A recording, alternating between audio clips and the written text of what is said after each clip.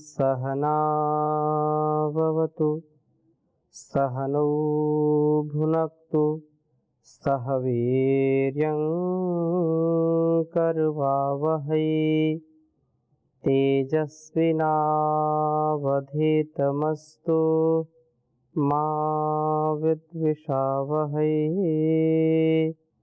ओम शांति शांति शांति।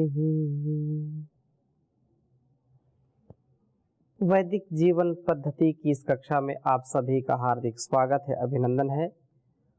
वेदों अखिलो धर्म मूलम, वेद सब सत्य विद्याओं का पुस्तक है। वेद का पढ़ना, पढ़ाना, सुनना, सुनाना तथा अपने आचरण में लाना हम सभी का परम कर्तव्य है। हम अपने जीवन को वेदोक्त लगाएं, वेदोक्त चलाएं, वेद के विरुद्ध आचरण न करें। जो वेद का विधि निषेध का उपदेश है, इस उपदेश को हम आत्मसात करें। तो इस दृष्टि से निरंतरता पूर्वक कम से कम एक वेद मंत्र हम जरूर रोज स्वाध्याय मिलाएं और धीरे धीरे यह स्वाध्याय हमको अत्यंत दिव्य भव्य सभ्य बना देता है। अत्यंत हमारा जीवन पवित्र हो जाता है और निष्कलंक, निर्द्वंद्व, निरहंकार से युक्त हो जाता है। तो आज हम ऋग्वेद के 5वें मंडल के 52वें सूक्त के मंत्रों का स्वाध्याय करेंगे। बहुत सुंदर मंत्र हैं इसमें। तो सबसे पहले आज मैं पहला मंत्र आपके समक्ष रखता हूँ।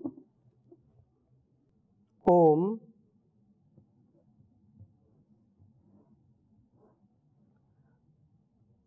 प्रस्यावश्व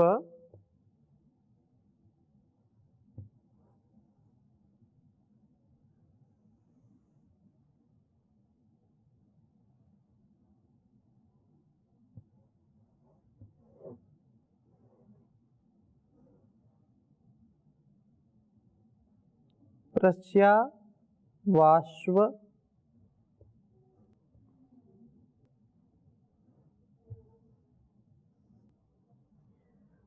धृष्टोर्यार्चा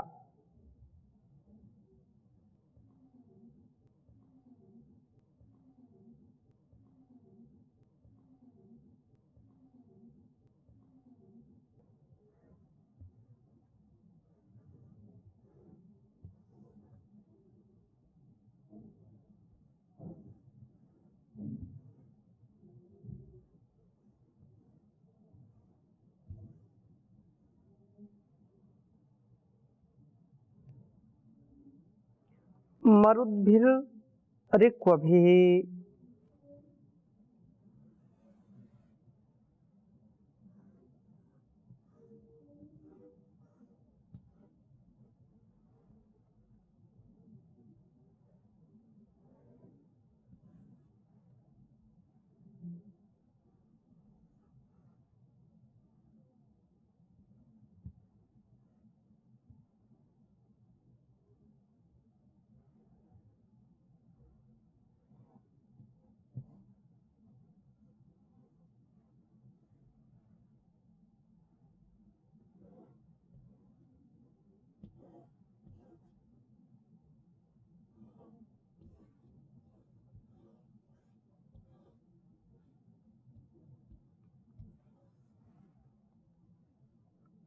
मरुद्भिर्ऋक्वभिः। ये अद्रोघम अनुष्वधम, ये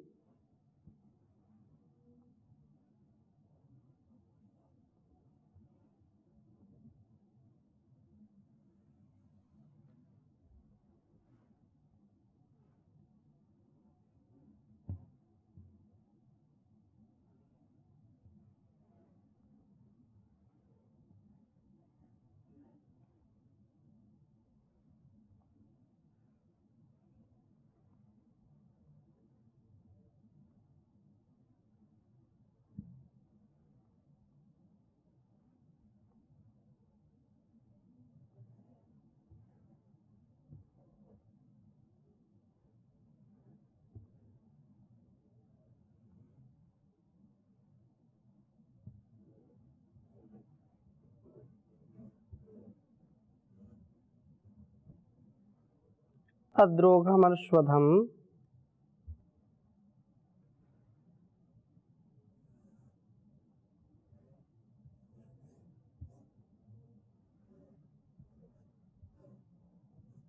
श्रवो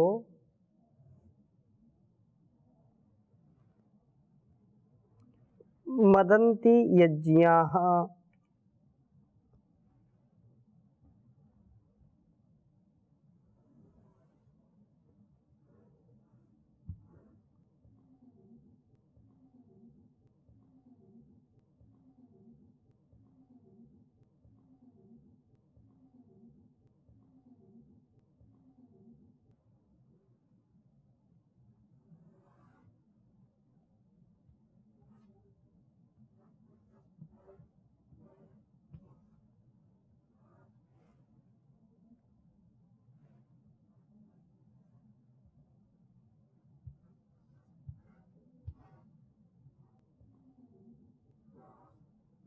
मदन्ति यज्ञाः। पांचवें मंडल के 52वें सूक्त का पहला मंत्र है यह।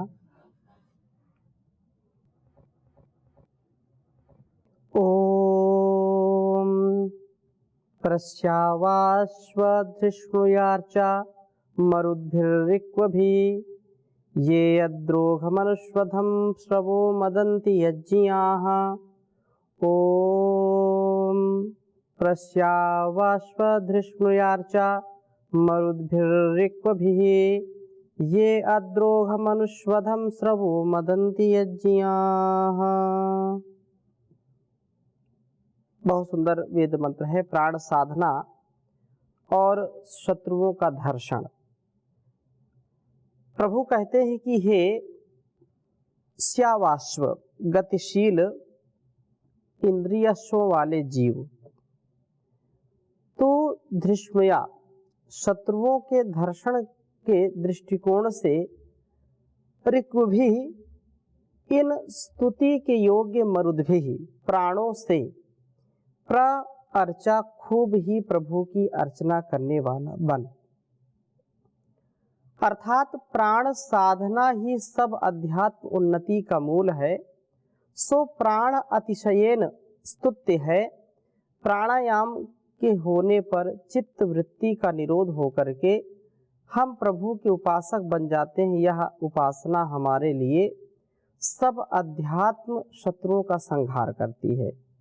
इसलिए उन प्राणों से तू अर्चना करने वाला बन।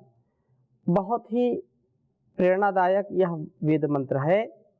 प्राण साधना जो हमारी ऋषियों की कामना थी कि अपने जीवन को अतिशय दिव्य भव्य बनाएं और जीवन के अंतिम लक्ष्य को पाएं, उसके लिए एक यह प्राणायाम का जो साधन है, जो प्राण साधना है, इस प्राण साधना से ही हम अपनी इंद्रियों पर, अपने मन पर, अपने संपूर्ण अस्तित्व पर नियंत्रण पा सकते हैं और इसमें निर्मलता, इसमें स्वच्छता, इसमें शुद्धता, पवित्रता, शुचिता का आधान कर सकते हैं। यदि हम इस प्रकार से जीवन को जिएंगे, प्राणायाम करेंगे, तो उससे हमारे मानसिक, शारीरिक, सामाजिक रोगों का आक्रमण नहीं होगा। नित्य प्रति जो प्राणों की साधना करता है, प्राणायाम करता है, ध्यान करता है, व्यायाम आसन आदि का अभ्यास करता है, वह व्यक्ति अपनी इंद्रियों पर नियंत्रण वाला हो जाता है। अर्थात उसका मन, उसकी इंद्रियां उसके वश में होती हैं। मेरी इंद्रियां हो सदा मेरे वश में, मेरी इंद्रियां हो सदा मेरे वश में, मेरे मन पे मेरा ही अधिकार कर दो, प्रभु मेरे जीवन का उद्धार कर दो। मैं गाऊं सदा वेदों की ऋचाएं, मैं गाऊं सदा वेदों की ऋचाएं, तन मन में वेदों का संचार कर दो, प्रभु मेरे जीवन का उद्धार कर दो।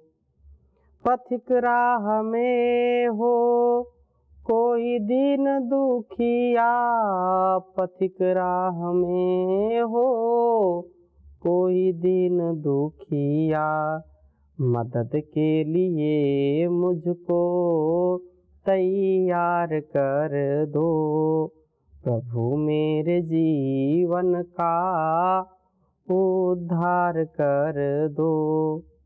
तो ये जीवन का उद्धार कब होगा? जब हम प्रभु का जो आदेश उपदेश संदेश संकेत हमारे इस जीवन के लिए है उसको हम धारण करेंगे।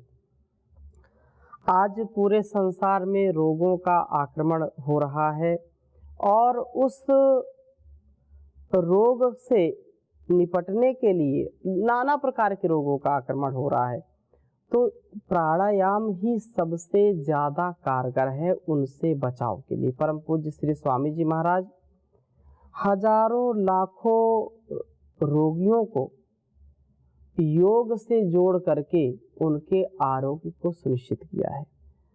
योग करने वाला व्यक्ति रोग से ग्रस्त नहीं होगा, वह योगी बनेगा, वह सबके लिए उपयोगी बनेगा, निरोगी बनेगा, सबका सहयोगी बनेगा। योग की साधना से हमारा मन, हमारा तन स्वस्थ होता है। जैसे योगाग्नि में, जैसे भट्टी में कोई हम धातु डालते हैं, लोहा सोना चांदी जो कुछ भी है, और वो पिघल जाते हैं, पिघल करके उनके सारे जो मल हैं, सारी जो गंदगी है वो नष्ट हो जाती है, वे बिल्कुल नए हो जाते हैं, न्यू हो जाते हैं। ऐसे ही योगाग्नि से हमारे अंदर के सारे रोग, सारे दोष नष्ट हो जाते हैं। योगियों के लिए यह योग वास्तव में समाधि का साधन है, ईश्वर साक्षात्कार का साधन है प्राणायाम। और जो निरोगी रहना चाहते हैं, रोगियों के लिए महाऔषधि है यह प्राण विद्या, इसलिए वेदों में बड़ी चर्चा है इसकी। ऋग्वेद में अन्य उसमें भी आए हैं, तो कहा कि अवात वाहि भेषजम विवात वाहि यद्रपा त्वम ही विश्व भेषजो देवानाम दूतयसे। और उपनिषदों में तो प्राण की अत्यंत महनीयता बताई गई है, अत्यंत इसका महात्म्य बताया गया है। प्राणस्थिदम वसे सर्वम त्रिदिवी यत् प्रतिष्ठितम, मातेव पुत्रान रक्षस्व श्रेष्ठ प्रजाम चा विदेहिनैति। तो ये प्राण विद्या अत्यंत महनीय है, इसलिए यहाँ पर इसका उपदेश किया जा रहा है कि ऋक्व भी ये स्तुति करने की योग मरुद्धि प्राणों से प्रार्चा, खूब प्रभु की अर्चना करने वाला बन, क्योंकि यम नियम आसन प्राणायाम प्रत्याहार धारणा ध्यान समाधि, ये 8 अंग जो बताए हैं, इनमें सब अपने अपने महत्व को रखने वाले हैं, अर्थात सब महत्वपूर्ण अंग हैं। परंतु जो प्राण विद्या है, प्राण विद्या प्राणों का जो लेना छोड़ना, श्वास प्रश्वास, ये अत्यंत महनीय है। इसके ही संतुलन से हम अपनी इंद्रियों पर, अपने मन पर नियंत्रण पा सकते हैं। आगे कहा है कि ये जो प्राण अद्रोघम द्रोह शून्य अनुस्वधम आत्मधारण के अनुकूल स्रवः ज्ञान को प्राप्त करके मदंती आनंद का लाभ करते हैं, अर्थात आनंद से युक्त करते हैं, मदि हर्षे। अतएव जो प्राण यज्ञी हैं, आदरणीय हैं, प्राण साधना से अशुद्धियों का क्षय होता है। प्राण साधना करेंगे तो अशुद्धि हमारी क्षीण हो जाएगी, हम रोगों से भोगों से बच जाएंगे, क्योंकि यत्र भोगाः तत्र रोगाः। भोगे रोग भयं कुले चित भयं वीते नृपालाद भयं मौने दैन्य भयं बले रिपु भयं रूपे जरा या भयं शास्त्रे वादि भयं गुणे खल भयं कायी कृतान्ताद् भयं सर्वं वस्तु भयान्वितं भुवि निर्णाम वैराग्यमे वा भयं वैराग्यमे वा भयम। तो संसार में चहु ओर निराशा है, हताशा है, चहु ओर डर है, भय है। अभय किसमें है? तो अभय केवल एक ही है, वह है योगमय जीवन। व्यक्ति जब जिएगा तो विवेक वैराग्य से युक्त जीवन जीता है। तो विवेक वैराग्य से युक्त व्यक्ति का जीवन उसको सच्ची आरोग्यता दिलाता है, उसको सच्चा जीवन दिलाता है। इसलिए हम सभी के मन में यह प्रार्थना होनी चाहिए कि हे प्रभु, हम निर्दोष बने, हम शुद्ध बुद्ध बने, और यह योगानुष्ठान हमको वास्तव में शुद्ध कर देता है। शुद्ध हो गए, बुद्ध हो गए, और हमको बोधि की प्राप्ति हो जाती है। बोध वह परम तत्व हमको प्राप्त हो जाता है जिसके लिए हमारा जन्म है। तो कहा कि यज्ञियः श्रवा, ज्ञान को प्राप्त करके आनंद का लाभ लें। ज्ञान जो प्राणायाम का अनुष्ठान करता है उसकी बुद्धि बहुत सूक्ष्म हो जाती है, बहुत तीक्ष्ण हो जाती है, और ज्ञान से व्यक्ति परिपक्व होने लगता है, ज्ञान युक्त उसका जीवन हो जाता है। अज्ञानता क्योंकि हमारे लिए अभिशाप है, अविद्या हमारे लिए मृत्यु के समान है। तो हम विद्या से, बुद्धि से, हर प्रकार से युक्त होकर के आनंद का लाभ लेते हैं। हम छोटी छोटी चीज़ों में परेशान नहीं होते हैं। और कहा यज्ञी है, आदरणीय है, यह आत्म धारण के अनुकूल ज्ञान को प्राप्त करके आनंद का लाभ करते हैं। इसलिए जो प्राण हैं, जो यज्ञी हैं, ये बहुत ही निरंतर यज्ञी कार्य में लगे रहते हैं। ये सारा संसार त्रिदिवी यत् प्रतिष्ठितम् मातेव पुत्रान् रक्षस्व, जैसे माँ अपने पुत्रों की रक्षा करती है वैसे ही ये प्राण हम सबकी रक्षा करते हैं। इसलिए एक व्रत लें, एक संकल्प लें कि चाहे कुछ भी हो जाए मुझको नित्य प्रति प्राणायाम करना ही करना है, योगाभ्यास करना ही करना है, चाहे कुछ भी हो जाए। तो ये अशुद्धियों का नाश करने वाला प्राणायाम के द्वारा, प्राण साधना के होने पर हम दोष से दूर होते हैं, हिंसा वृत्ति हमारी नष्ट हो जाती है, हम आत्म तत्व की ओर झुकने लगते हैं। इस प्रकार जीवन वास्तविक आनंद को प्राप्त कराने वाला होता है। जीवन जीने का आनंद आता है, नहीं तो मरते क्या न करते, पता नहीं कैसी कैसी स्थिति में लोग जीते रहते हैं, दुख झेलते रहते हैं। खाना पीना, उठना बैठना, सोना जागना सब अस्त व्यस्त होता है। पशु के समान जीवन को जिए जा रहे हैं, विष के घूंट पिए जा रहे हैं।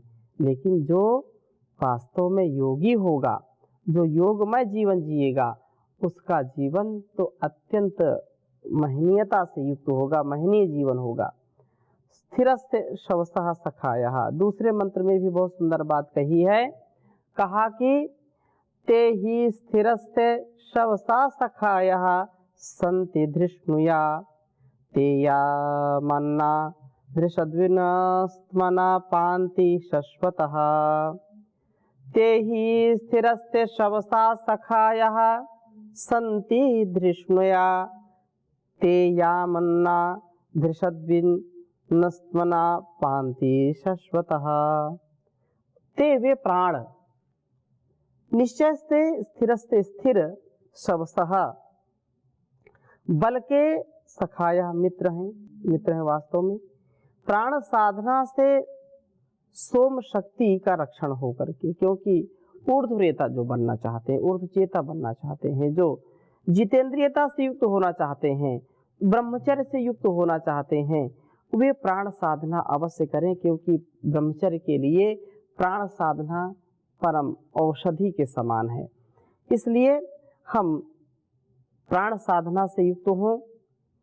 मित्र निसंदेह बल के मित्र संति हैं। प्राण साधना से सोम शक्ति का रक्षण होकर के हमें स्थिर बल की प्राप्ति होती। धृष्णुया ये प्राण शत्रु दर्शन के दृष्टिकोण से हमारे लिए इस स्थिर बल को प्राप्त कराते हैं। हमारे अंदर की जो न्यूनताएं हैं, जो हमारे अंदर की कुटिलताएं हैं, जो दोष हैं, जो रोग हैं, वे सारे रोग दोष सब नष्ट हो जाते हैं और हमारा जीवन अतिशय सुंदर हो जाता है। हम बलशाली होते हैं। हमारा आत्मबल, मनोबल, शरीर बल, बुद्धि बल, धन बल, जन बल सब प्रबल हो जाते हैं।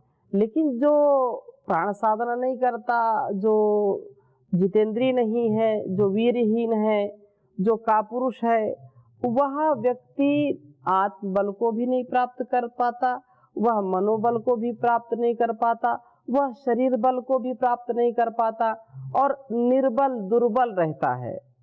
तो ऐसा व्यक्ति ना तो स्वयं अपना कल्याण कर सकता है, ना इस समाज का, राष्ट्र का कल्याण कर सकता है, विश्व का कल्याण कर सकता है।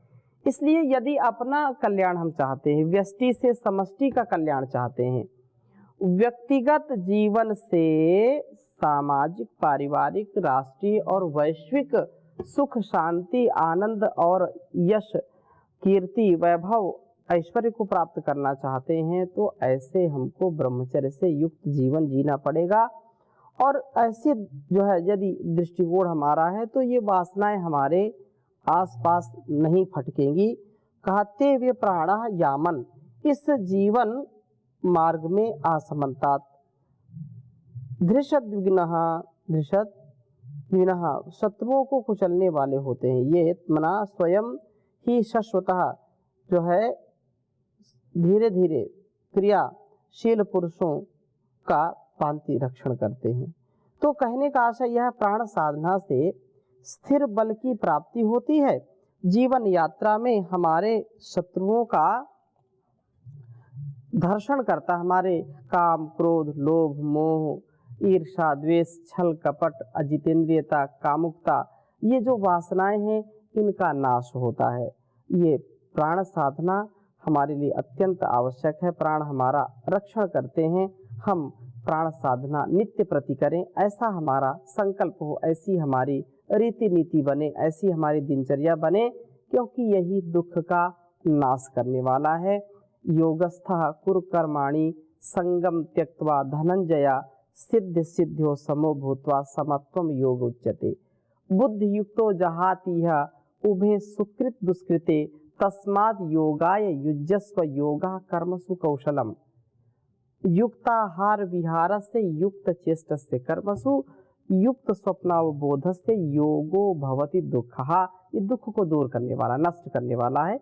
तो यही प्रार्थना, यही हमारी मनोकामना, मंगल कामना सबके साथ हो, हमारे साथ हो। ऐसी शुभ भावना के साथ आज की कक्षा को यहीं पर विराम देंगे। ओम शांति शांति शांति।